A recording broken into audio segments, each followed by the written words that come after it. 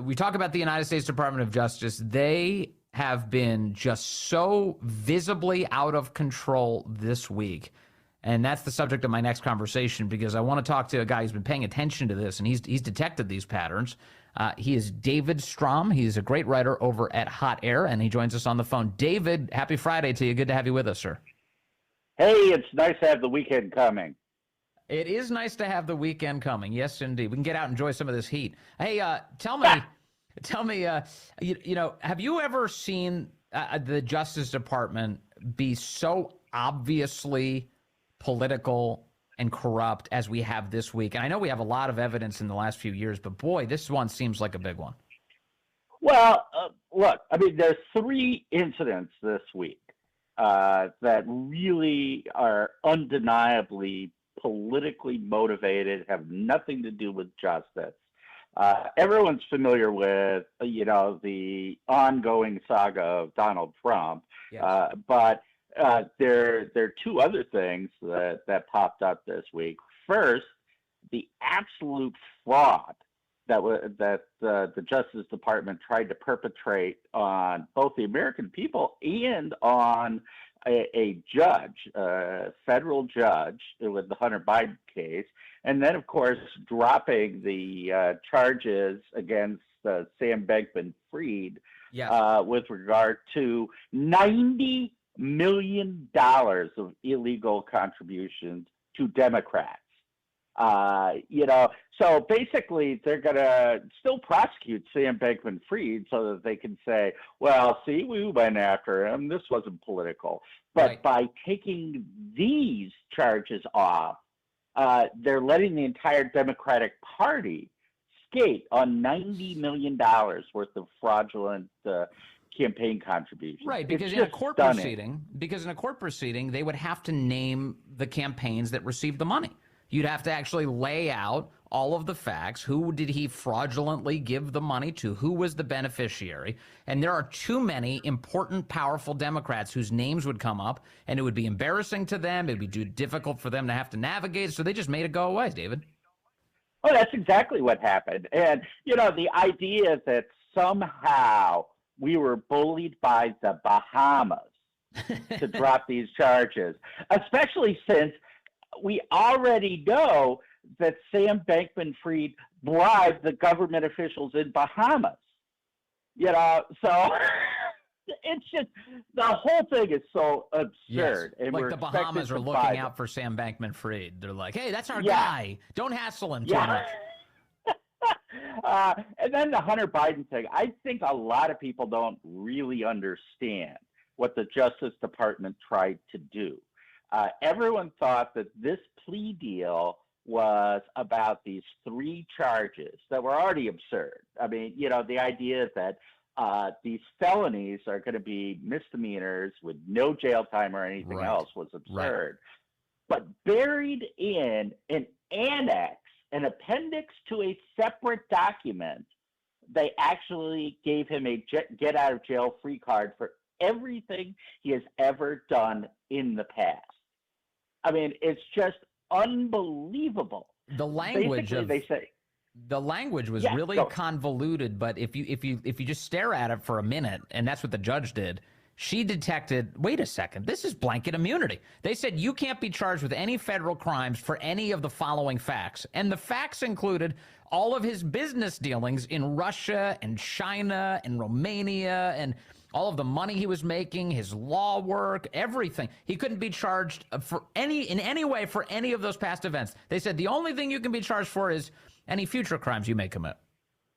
Yeah, it was the equivalent of a presidential pardon. Joe Biden has said, oh my gosh, no, I would never pardon my son. That would be unethical. And so he's trying to have the Justice Department give him a blanket pardon for everything that he's ever done. Right. I mean, it's just staggering to look at this and understand.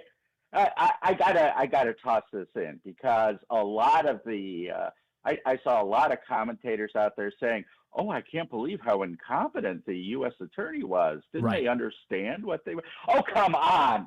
I mean, if you've ever met a U.S. attorney, these are not dunces. I mean, these people go on to become multi-million-dollar performers in law firms. This is a stepping stone, unless they're, some kind of affirmative action hire. This is a stepping stone to the elite. These people knew exactly what they were doing, and there was a reason why they were doing it. They were told to do it. Yes, and it's not like Hunter Biden has, cheap public defenders or something. He's got some of the top lawyers in the country representing him.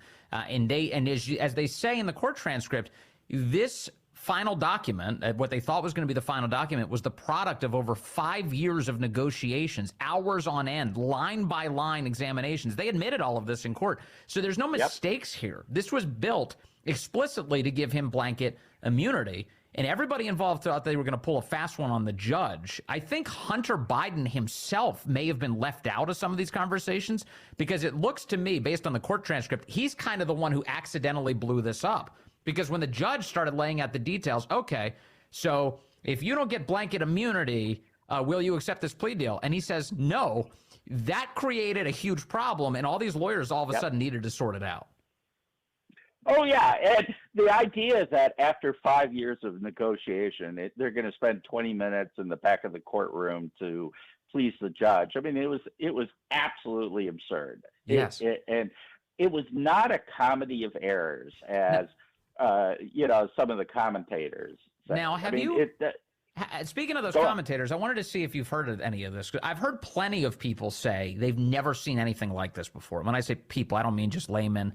I mean, former federal prosecutors, attorneys everywhere are looking at this and going, I've never seen this ever. This is without precedent. That was, in fact, what the judge asked of the lawyers who were in the room. She said, is there any precedent for this? They said, no, there's no precedent. So have you heard anybody defend this on the grounds that this was a normal plea agreement? No, but I don't watch CNN and MSNBC, so good point. I will say that before they went in, there were some people, I believe it was on CNN, saying they were particularly harsh on Hunter Biden. They would never have charged anyone else. And you look at this, and the level of absurdity is off the charts. And the thing that's so frustrating is that the media is going to focus on Trump. At the end of the day, this is it's all about protecting Joe Biden. Yeah, why focus on Hunter and Joe when you could focus on destroying the life of Donald Trump's maintenance worker at Mar-a-Lago? The guy who hangs the storm shutters needs to be crushed. Yeah, well, and it's hilarious because I read something today or yesterday about how Hillary Clinton asked her maid once to print out classified documents from her server that was in her bathroom. Yes. All right. And nobody said boo about that on the left. I mean, but her emails. You could buy a hat that says but her emails. Yes. Everybody, but the maintenance man under Trump has got to go to jail. Let me remind people of what you're talking about. Paul Sperry wrote a piece in November of 2016, headline, Clinton directed her maid to print out classified materials. As Secretary of State, Hillary Clinton routinely asked her maid to print out sensitive government emails and documents, including ones containing classified information from her house in Washington, D.C., emails and FBI memos show. But the housekeeper lacked the security clearance to handle such material. In fact, poor Marina Santos is her name, was called on so frequently to receive emails that she may hold the secrets to email gate if only the FBI and Congress would subpoena her and the equipment she used. Where did that go, David Strom, if you have the memory for it? I don't have the memory for it. In fact, what I just remembered is I read this in a tweet storm that you did today. You got to follow Vince on Twitter. Listen to this part. Thank you for the plug, by the way. You should follow Vince on Twitter, and David Strom for that matter. Listen to this part in the New York Post piece. Just how sensitive were the papers that Santos presumably handled? The FBI noted Clinton periodically received the Presidential Daily Brief, a top-secret document prepared by the CIA and other U.S. intelligence agencies via the secure fax. So here you have Hillary Clinton's maid handling the presidential daily brief. Hillary Clinton, correct me if I'm wrong, was not the president of the United States. Thank God. But Donald Trump was the president of the United States, and there are all sorts of unique circumstances given that status, since he had the power to both classify and declassify at will.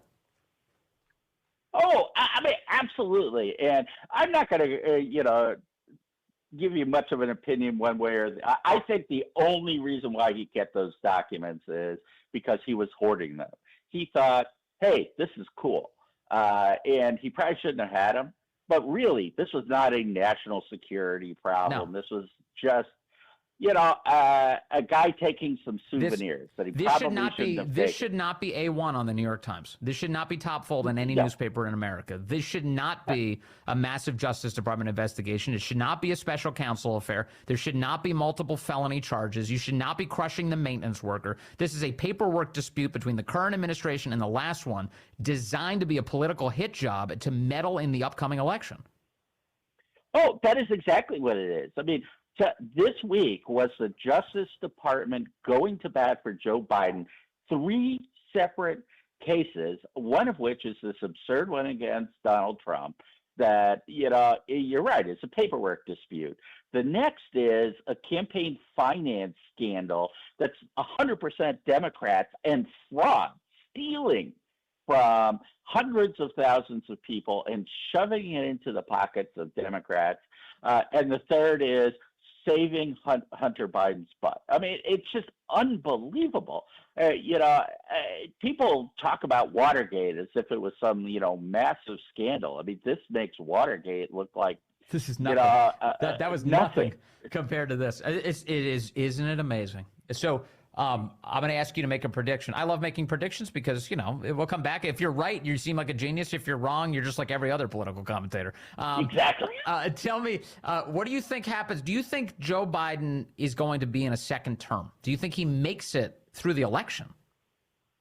I think that they are probably going to try to replace him sometime after he sews up the nomination so that they can just put someone else in there. I think they do not want to have the mess that they would have if Kamala and Newsom and everyone else and his brother gets in the race. So I think they want the DNC to be able to pick Joe Biden's replacement. And so, no, I do not expect him to be on the ticket, but I expect him to go through the primaries. It's going to be fascinating to see what happens. David Strom, thank you for being such a keen observer of all of it. I really appreciate your time today, as always.